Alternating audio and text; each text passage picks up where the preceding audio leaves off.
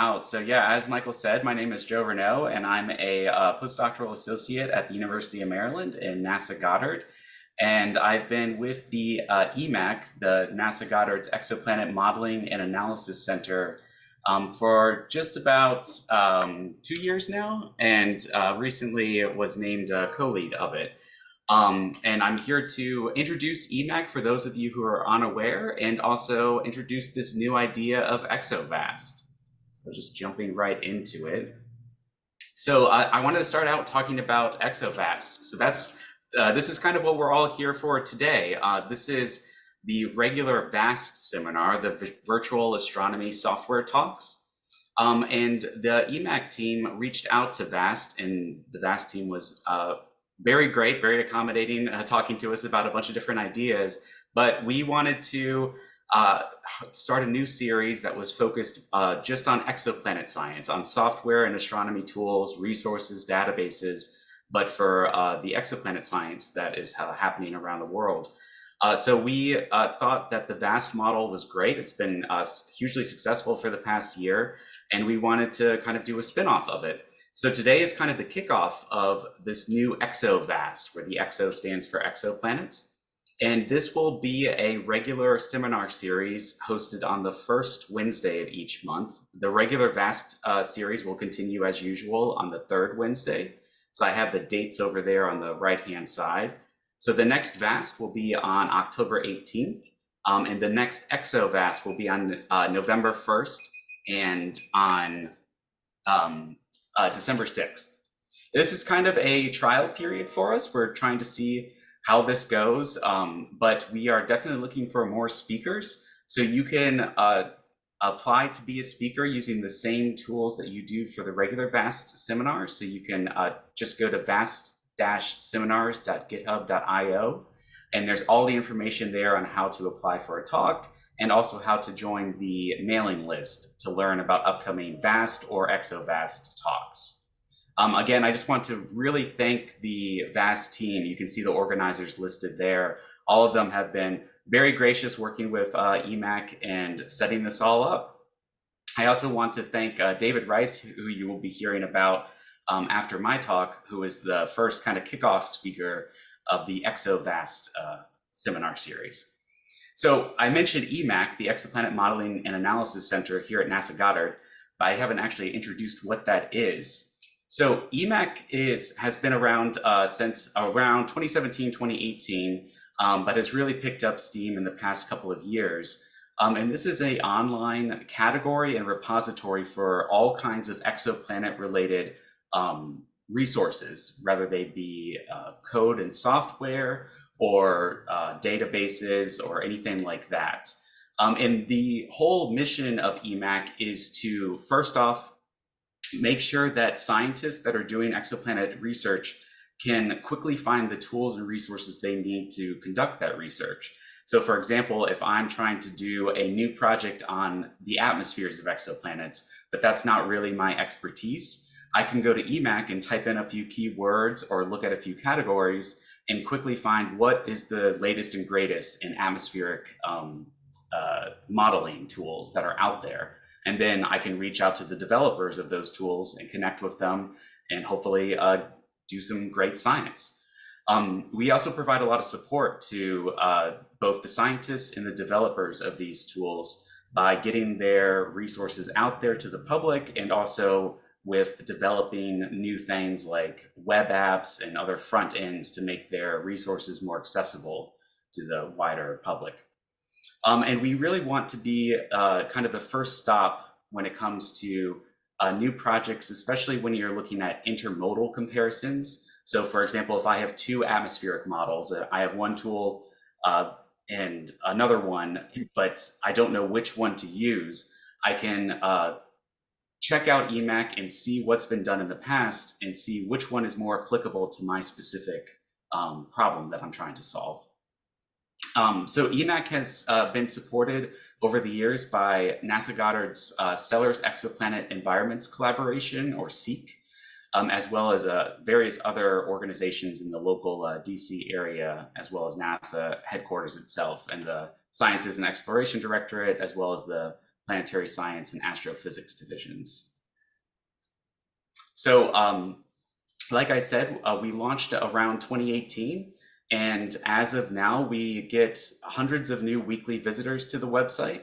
And we have over 200 published resources on many different topics within exoplanet science.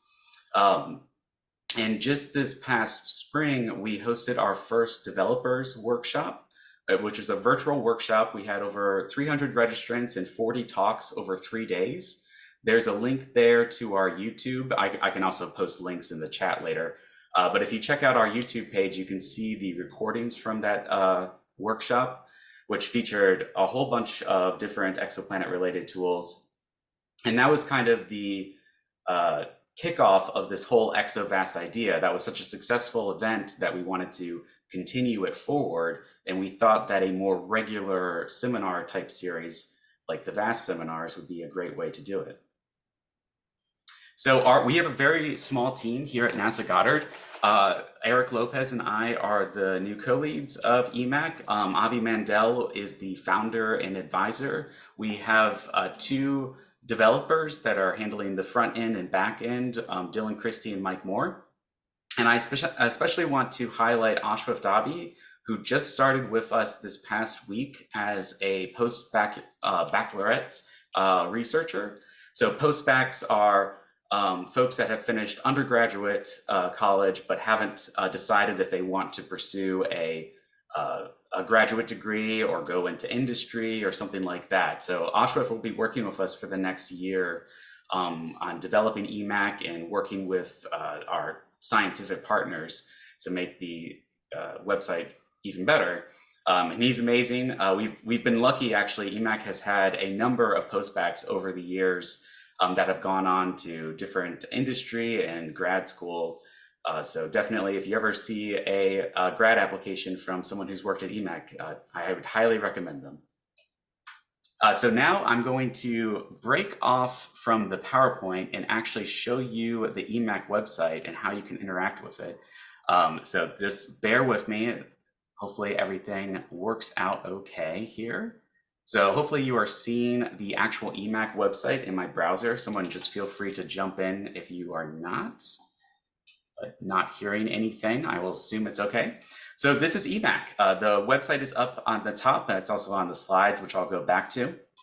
And on our homepage, you can just right away see all of the different resources that have been submitted. They are presented in these little boxes here that have a variety of information, which I'll get into in a moment. But the real power of EMAC is the ability to search for the specific types of tools that you're looking for. So for example, I'm going to type in title here and hit enter. And you can see all of the resources that have some sort of title dynamic component to them. So I have my own tool up on EMAC here, so I'll use that as a guinea pig. On the box here, you can see the various categories that this falls under, which I'll get into in a little bit. But you can also get a quick introduction to the tool, what its purpose is. You can click on About, which will take you to the tools README on GitHub. And if I go back to EMAC here, we also have this shield system, which we borrowed from ASCL, where you can click on this and copy the image here to post on your own GitHub or website or whatever it is, which can link back to EMAC so that folks can learn more about your resource. There's also a button for the code, so you can go and download the code. EMAC specifically, we try to keep most of the resources that are submitted open source, or we try to accept only open source software. There's a few exceptions, but all of the tools that are submitted to EMAC are definitely open access. So everyone should be able to go to your tool and download it and actually start running models and doing science with it. We would prefer if it was open source so that people can actually start contributing to the tool and making it even better.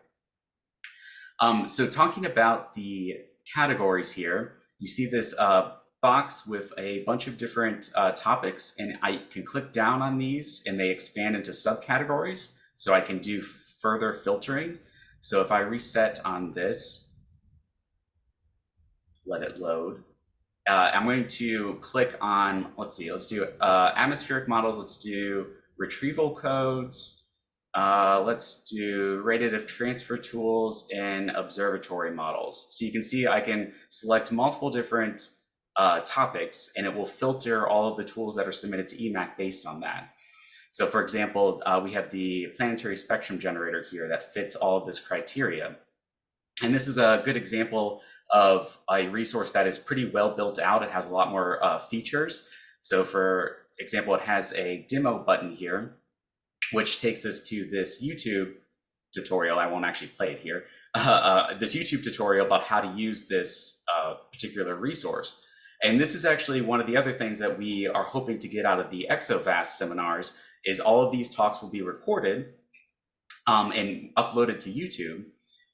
And that way we can link to them with this demo button because a lot of the resources that are on EMAC right now don't have these types of tutorials. So for example, David Rice's resource that he'll be talking about later in today's talk, that'll be uploaded and we can link to it so that if somebody wants to learn about how to use that resource, they can just check out his video.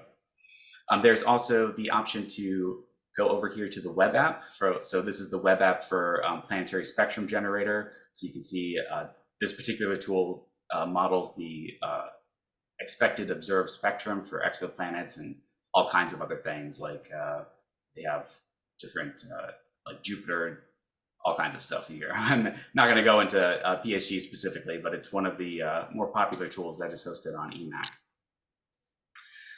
So categories is great. You can learn a lot about what resources are applicable to your specific project, but we also have a few new types of ways of searching for tools. So if I reset on this and go to resource types here, so this is a listing of the different kinds of resources that are on EMAC. So there's ones that have tutorials, ones that have that are more specific for inter-model comparisons or catalogs and databases. So all of these things can be used to further filter what you're looking for.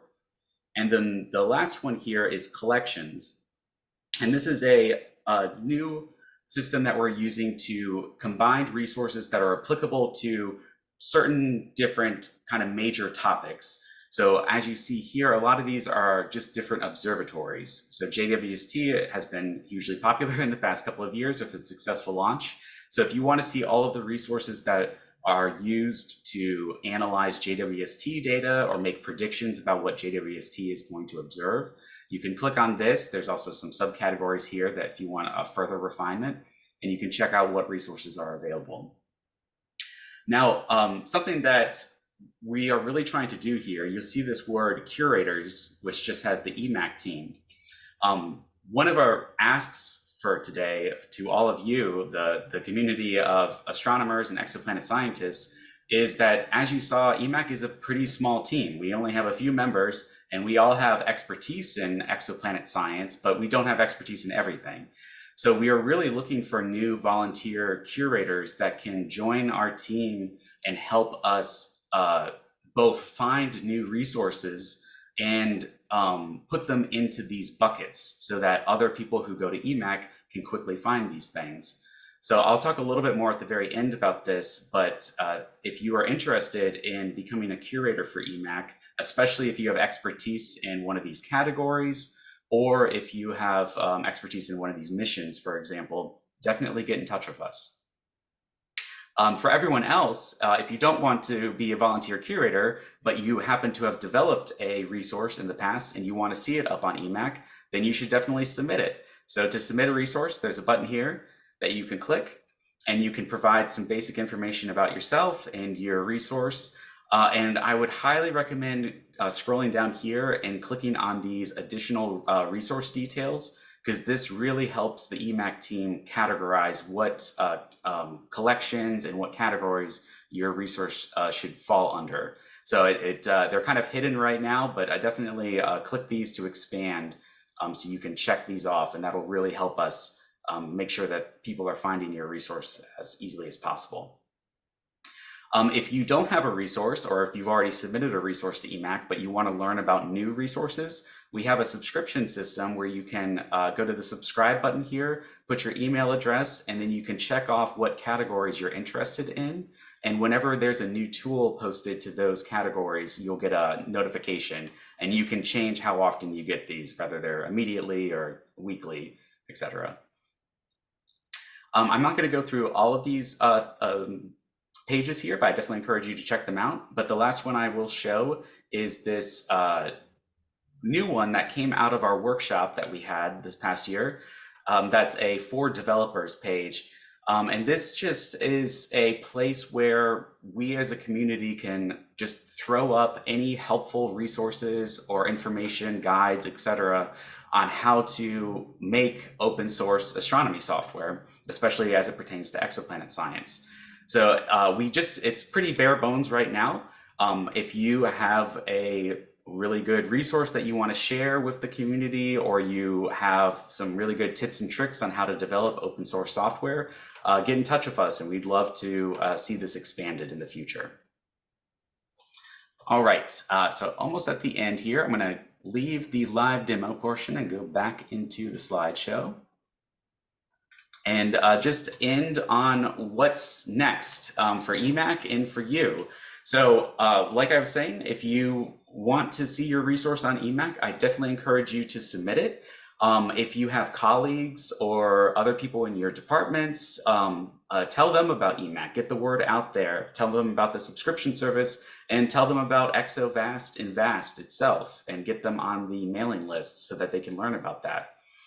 If you have any suggestions or questions, the general EMAC email is up there, as well as my own personal email. EMAC is EMAC, along with the rest of the world, is trying to navigate the new social media spectrum, but we still have an account on the old Twitter that you can follow. So feel free to follow us there and learn about updates to the website and repository. And again, the big thing that we're trying to push right now is to get more volunteer curators, because right now everything is kind of being done in our voice. So if I have expertise in planetary interiors, a lot of folks on the team have expertise in planetary atmospheres, but if something doesn't fall into those categories, it's hard for us to capture it. So if there's a really awesome stellar astrophysics tool out there that's applicable to exoplanets, it might not be on EMAX just because we don't know about it. So we're really looking to expand our expertise on the team. So if you are interested in volunteering and helping us collect new resources, get in touch with us. But I think that is it for me. So I will turn it back to Michael, and thank you all so much. I'd be happy to talk about EMAC some more later, or answer any questions. Thank you.